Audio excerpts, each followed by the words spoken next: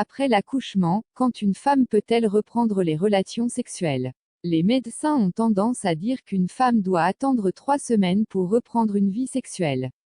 Aux États-Unis, on prescrit d'attendre 6 à 8 semaines. En pratique, le col de l'utérus est ouvert pendant l'accouchement et il ne se referme pas immédiatement. Les rapports sexuels pourraient entraîner des risques d'infection, car des microbes pourraient remonter facilement dans l'utérus. La femme saigne pendant un certain temps et la plupart des couples attendent que ces saignements cessent pour faire l'amour à nouveau. Pour les femmes qui ont subi une épisiotomie ou une déchirure du périnée, ou encore une césarienne, ça peut faire vraiment mal, et il faut attendre que la cicatrisation se fasse. Sinon, se forcer peut induire un réflexe très négatif pour la suite de la vie sexuelle. Si une femme souffre pendant l'amour, son désir va très difficilement revenir. Est-ce que cela signifie que la naissance d'un enfant bloque le désir sexuel? Oui, et c'est automatique. C'est un processus hormonal. Après un accouchement, l'hypophyse ne fonctionne pas comme d'habitude. La femme a beaucoup moins d'estrogène. Cela entraîne une sécheresse vaginale et une absence d'envie sexuelle pendant 4 à 5 semaines. Et cela se produit chez toutes les femmes. Il ne faut pas s'en inquiéter, ni se forcer, mais respecter ce temps prévu par la nature, peut-être pour se reposer après un effort. L'allaitement a-t-il des incidences sur la sexualité du couple? Oui, sur le plan hormonal, une femme qui allaite voit son désir bloqué, comme celle qui n'allaite pas. Mais cette diminution de libido dure 3 mois environ quand on allaite, car l'hormone prolactine, nécessaire à la lactation, se trouve stimulée. Or, elle a une action inhibitrice sur le désir. Si la femme allaite plus de 3 mois, son désir revient progressivement, même si elle continue à allaiter, car la sécrétion de prolactine s'affaiblit progressivement. Certains hommes adorent voir leur femme avec une grosse poitrine.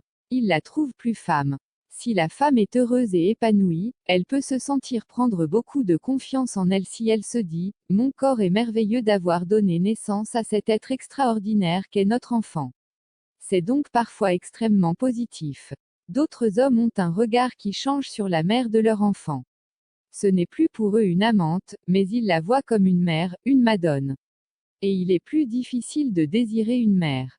Aussi existe-t-il des hommes qui voient leur libido diminuer plus que celle de leur femme. Et la sexualité masculine après accouchement. L'allaitement est-ce le seul changement qui se produit? C'est vrai qu'une femme allaite ou non, son homme peut la voir dorénavant comme une mère, et c'est normal puisqu'elle est devenue une maman. Ce qui est gênant c'est quand cela entre en conflit avec sa capacité à la voir comme une amante. Certains hommes ont des difficultés à faire l'amour parce qu'ils ont vu souffrir leur femme pendant l'accouchement et que ça les a marqués. Ils peuvent se sentir la cause de cette douleur puisque c'est l'enfant qu'ils ont fait à deux qui, en venant au monde, provoque cette douleur. Trop d'empathie peut poser problème. Ils ne veulent pas faire l'amour de peur d'une nouvelle grossesse, donc de nouvelles souffrances pour leur femme. Il existe aussi des cas où après un essai de rapport sexuel où la femme a eu mal, à cause d'une épisiotomie pas encore cicatrisée par exemple, ils n'osent plus lui proposer de faire l'amour. Et puis, il y a des pères qui se trouvent complètement centrés sur le bébé et délaissent leur femme. C'est plutôt féminin comme comportement, non? Oui, c'est vrai. Certaines femmes n'ont plus envie de faire l'amour, leur corps et leur cœur sont occupés par leur enfant. Le maternage, les câlins, le temps passé font que leur attention se déplace et que leur enfant devient le centre de leur monde, éjectant leur homme en périphérie. C'est alors à l'homme de protester pour garder sa place. Un conseil pour que l'après-accouchement se passe bien sur le plan sexuel. D'abord, les femmes doivent savoir qu'une baisse de désir d'1 à 3 mois est parfaitement normale et non le signe d'un problème. Ne jamais se forcer quand on a mal. Rééduquer le périnée. Prendre du temps pour l'intimité de son couple.